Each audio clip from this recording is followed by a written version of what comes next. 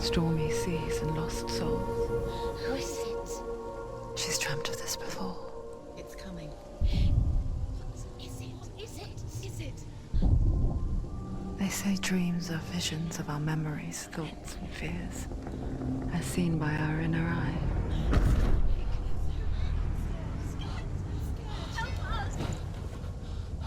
But what if each one of us is always dreaming, even when awake?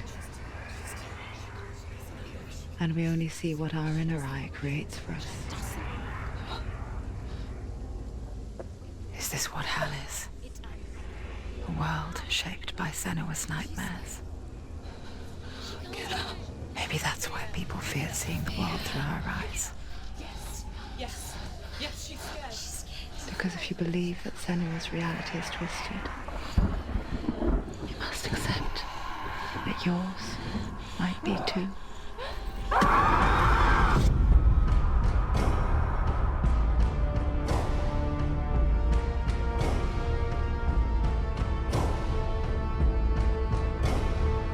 Hellblade: Senua's Sacrifice is a video game about Senua, a Celtic warrior on a vision quest into Viking territory. But what sets our hero Senua apart is that she suffers from severe psychotic mental illness. He knows she's getting closer. He can feel her coming closer. She's getting closer. They're watching. The original idea for Hellblade was to create a classic hero's journey, a journey of suffering, but one where the fantasy world is not another planet or alternate universe, but a world that is constructed in Senua's mind. But to do so would mean putting psychotic mental illness at the center of the experience, a subject that is still considered taboo, and a challenge that was both terrifying and exciting in equal measure. In Hellblade, the starting point was a newly discovered Celtic goddess called Senua in Ashwell, Hertfordshire. When first discovered, her name was thought to be Senua, a name which I liked and kept. I wondered if Senua might have been a Celtic warrior like Boudica who stood up to the Romans. While the Romans had conquered all of Europe, there was a group of Celts up in the furthest reaches of the Roman Empire that could not be conquered, the Picts. And so the Romans built a wall, called Hadrian's Wall, that spans across Britain from sea to sea to keep the Pictish barbarians at bay. The Picts were known for their war paint, painted on with woad, and their matted hair clumped with lime. And so Senua would be a barbarian Pict in this image. What's your name? Senua. I haven't seen you before. I don't live home much. Oh, Zeno's daughter. I have to go. Wait. Orkney is off the coast of Scotland and was inhabited by the Picts, steeped in history and mystery, and so I made Orkney Senua's home and set the stage for a crisis. In the late 8th century, the first Vikings landed on the Orkney Islands. The population of the Picts crashed thereafter, replaced by the Norsemen of the 9th century. Were they wiped out? We don't know for sure, but it would seem likely given the reputation of the Vikings. The Northmen's brutality is legendary. High-ranking leaders and chieftains of the tribes they conquered were often offered as sacrifice to their gods. The most brutal of these sacrifices was known as the Blood Eagle. I imagine Senua as a young female warrior who returns home from exile to find her partner, Dillion, brutally sacrificed to a Norse god by these hellish warriors from a faraway land. I imagine the horror of this moment and how it would have dragged her deep into mental torment.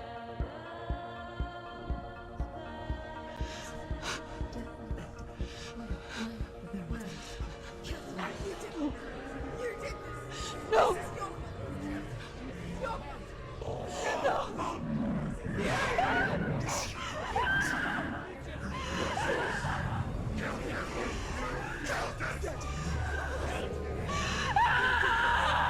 I came to learn that the Celts had a sophisticated and nuanced perspective on the nature of mental disorder. One term they used was gelt. A gelt is a man or woman who has been driven mad by a curse, battle trauma, or grief. The gelt would take to a life in the woods in search of penance, punishment, and purgation. And so Senua became a gelt, cursed by darkness, looking for redemption in the wilds. Another word the Celts used in reference to mental disorders was druth, meaning fool, or Liar. one who utters the words of God. They tell of the mad sinner who flees battle into exile and takes on a beastly nature, growing feathers on his body. The character called Druth in Hellblade is based on a little-known person called Findan, an 8th century Irish Celt who was captured and enslaved by the Vikings, but eventually escaped to Orkney where he became a monk. I will tell you my stories of hell, if I may walk with you. Upon meeting Senua, it would be his stories that fuel her quest deep into their world of gods. The Northmen say the world will come to an end. The sun will grow black, the earth will sink into the sea, the stars will disappear, fire and water will meet, flames will play against the sky, the heavens and earth and all the world will be burned, all the gods will be dead, and the warriors of Valhalla and people everywhere. Senua, prepare yourself for Ragnarok, for it is nigh. So the stage was set for a new adventure, a journey into the Norse underworld called Hell, a vision quest fueled by madness and myth, a fantasy that was created by Senua's own mind, and one that we would experience through her eyes. This is your mission. This is your quest. There is nothing else left. To make a game about a warrior with psychotic mental illness as its central theme was fraught with danger.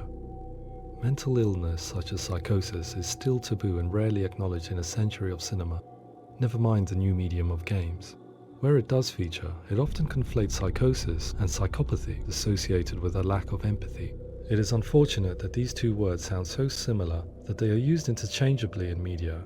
I must admit that I didn't have to look very far to discover my own ignorance of the subject. So we reached out to Paul Fletcher, psychiatrist and professor of health neuroscience at University of Cambridge. Psychosis is a descriptive term, and it refers to having a loss of contact with objective reality. So it's characterized by two main sets of symptoms. One of them is hallucinations, where somebody experiences perceptions when there is no actual objective thing out there to perceive. You're already dead. Who are you? And the other is delusions, where somebody comes to very often bizarre, unpleasant, frightening beliefs when there's no good evidence in favor of them. There's no doubt about it. The source of the darkness is in Helheim. And the goddess Hela holds his soul there. We reached out to Welcome, a biomedical research charity that spends billions on research and awareness programs aimed at improving health. Mental health hasn't always been presented in the media in a way that is particularly helpful. It can be challenging to engage people with the subject matter, and there are a lot of preconceived ideas about mental health, and particularly schizophrenia and psychosis. So we hope our support allows the team to continue to collaborate with Paul Fletcher and with those who have experience of psychosis to create a game that provides a fresh perspective on the condition and allows audiences to engage with it in a way that just wouldn't be possible in any other medium. What started out as a brief consultation convinced me that we were only scratching the surface of an immensely deep and interesting subject that could enrich and change the very nature of the game. That's cool. Thanks so much for coming in. Pleasure. Thanks. It's really interesting for me, and I'd love to be involved. I think it's fascinating. Absolutely. Our understanding of psychosis is still very much a mystery, and ways of treating it are still primitive compared to physical illness. After all, it is easy to see the pain and suffering caused by physical diseases or physical trauma. It is not so easy to see the mental suffering and trauma of severe mental illness.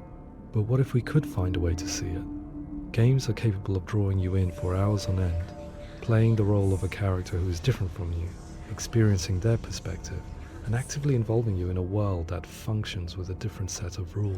That voice is not a kind. Use that voice. Calls you to your death.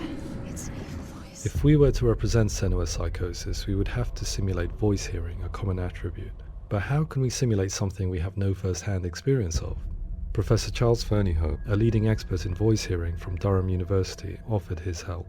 Hearing voices is an experience that is usually associated with severe mental illness, and crucially we know that hearing voices is a part of ordinary life for many people who don't meet the criteria for mental illness. Yeah.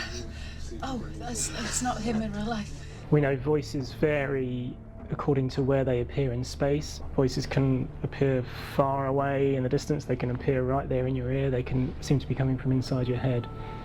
Based on the information Professor Fernie Ho provided, I put together a sound brief and invited some actors to the studio. We recorded the actors using a binaural microphone, which records the 3D spatial position of sound, replicating the way sound is heard by human ears. It gives you an incredible sense that the person you are listening to is right there beside you. Can't see how she's going.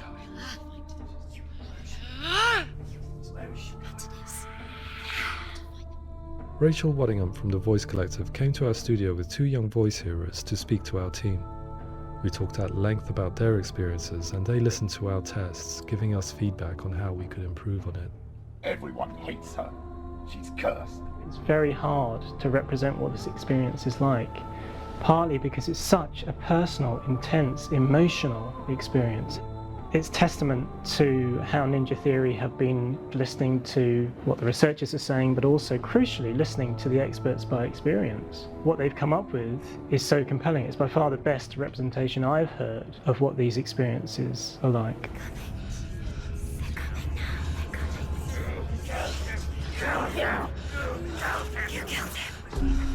Other common attributes of psychosis are visions and flashbacks.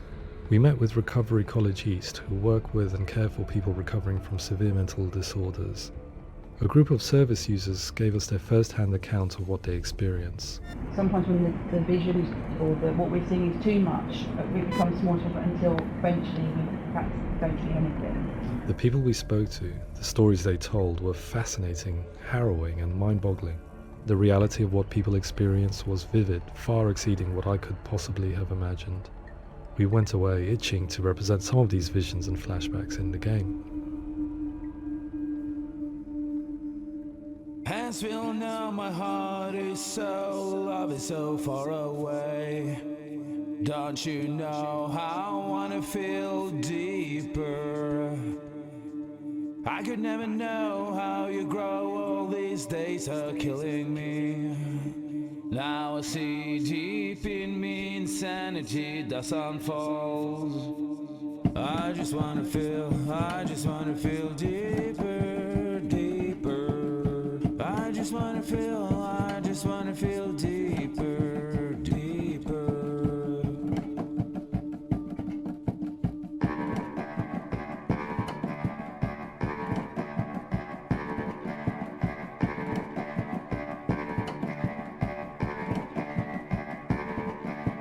As we all know, my heart is so, love is so far away.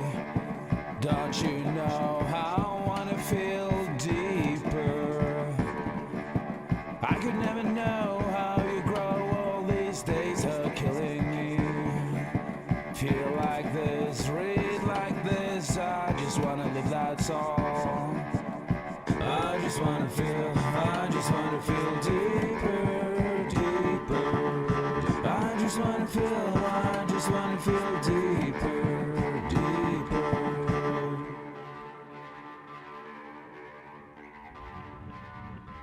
To refine our work, we continue to hold meetings with Recovery College East over the course of a year and a half, showing them what we had achieved so far and refining the in-game representations based on their feedback.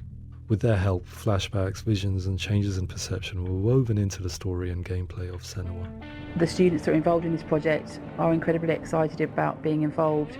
They have described the experience as being important because it values their lived experience and shows that despite what we have been through, all of that experience becomes valid, that actually it's something that we should all be talking about. The experiences described range from beautiful to frightening beyond comprehension. I heard of a girl who has to live with an angry voice screaming at her, slamming on her doors and walls 24 hours a day. I met someone who would often see hanging corpses in a room, so real that she would sometimes try to rescue them.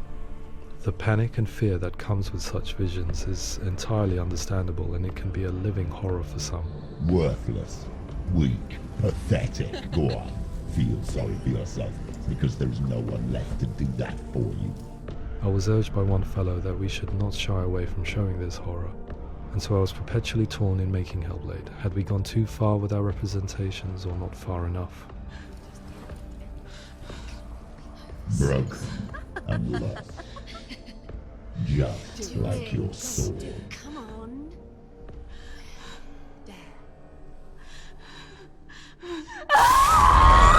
In some ways, voice hearing and visions were the low-hanging fruit, so to speak. There's another aspect of psychosis that is much harder to explain, but one that I think video games are uniquely able to represent, which are often called delusions. People begin to see patterns in the world. They begin to link things that most people wouldn't link. Most of the things that we might think would be coincidence or, not worth commenting on. Nevertheless, that might have a particular salience or importance for them. One individual described how everyday words, sounds, colours and objects were steeped in meaning to him, forming a strange and sinister puzzle that he was determined to solve but could not quite get to the bottom of. It's not just brain dysfunction. It's not like the system shut down. It's actually an incredibly creative process. The person creates a world populated with voices and phantasms and terrors, and they're completely immersed in it. They believe in it.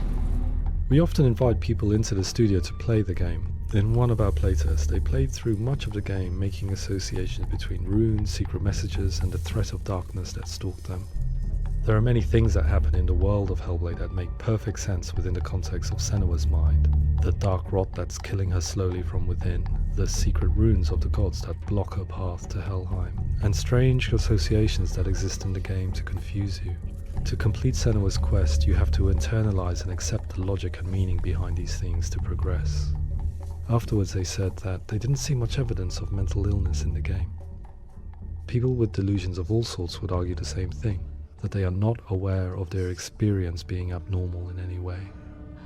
I need this sword. It's important. Representing perception changes and thinking patterns within Hellblade gives us a set of symptoms common in psychosis. But people with lived experience were keen to emphasize another point, that it is wrong to define a person by their symptoms. Quite often, the illness comes not from the symptoms, but from the stigma, isolation and mistreatment that comes about from the rest of society. They say that I'm cursed. What if they're right? I needed someone to portray Senua, someone who could believably internalize her suffering.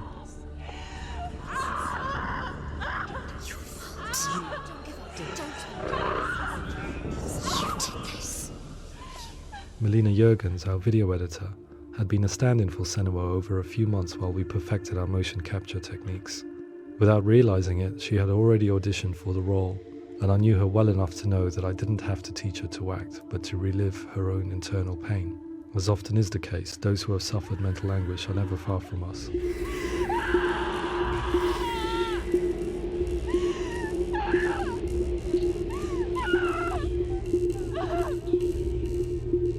My hope is that by creating a compelling and aspirational character in Senua who feels very much real, albeit in a fantasy setting, we can provide a lens into her reality, a different one to yours, and this is where storytelling comes into play. I imagined her life based on common threads in real people's lives. She was always prone to psychosis as a child. Her mother Galina also heard voices and had visions, so perhaps there was a genetic aspect. Or perhaps it was cultural, as she lived within a world without science, of gods and superstition, as exemplified by her druid father Zimbal.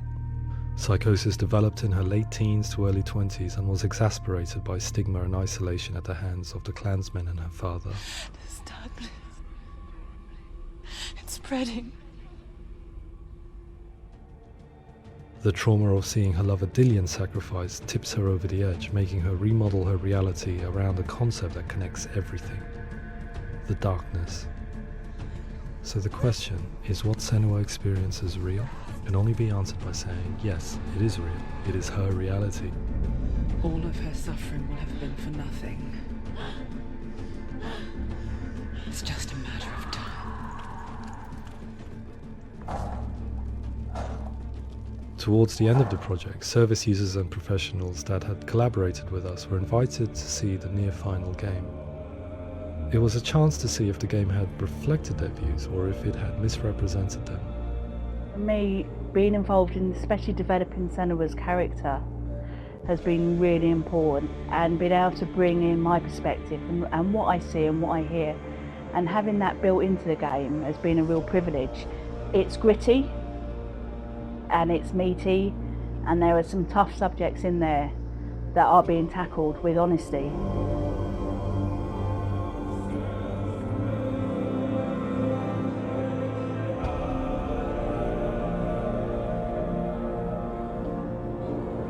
I was blown away by it today, absolutely blown away.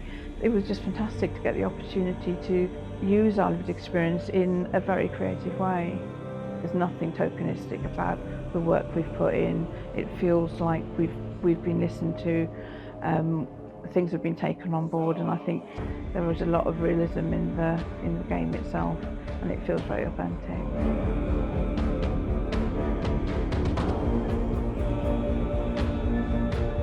Hellblade will give people a good experience of what it's like to hear voices and have those experiences. I'm glad that the guys at Ninja Theory kind of asked us to come along and help them build an experience that's positive when it comes out, and get myself a copy and have a go.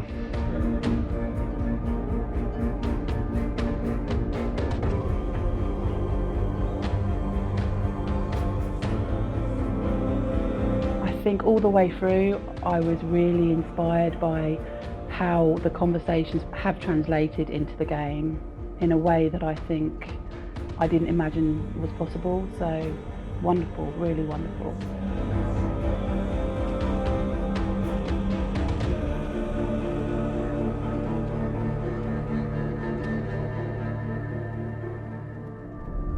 I really hope that others will follow the lead they've set and use the power of something like a video game to change people's perceptions, to increase understanding, and ultimately to make some of the stigma around voice hearing and other experiences go away.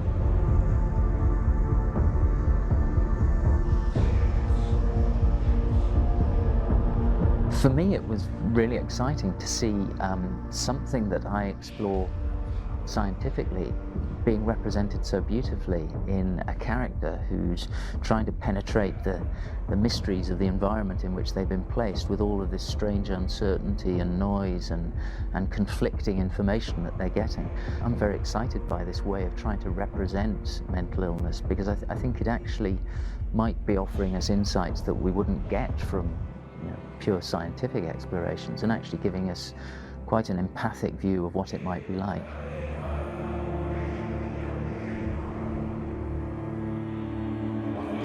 Mental illness has been with us for as long as we have been on this planet, but why? Why hasn't evolution stamped out this weakness from within our gene pool? I often pondered this question until I realized that the question had an inbuilt flaw. It assumes that being and thinking differently is a weakness. The only reason we have computers, spacecraft, medicine, poetry, art, and yes, even video games is because individuals are able to simulate new abstract realities in their minds and share them with the rest of us. We need people to be willing to see differently in order for us to progress and survive as society. And we need to be open to these new ways of seeing. And it is this spirit that motivated me to create Senua's story and share it with you.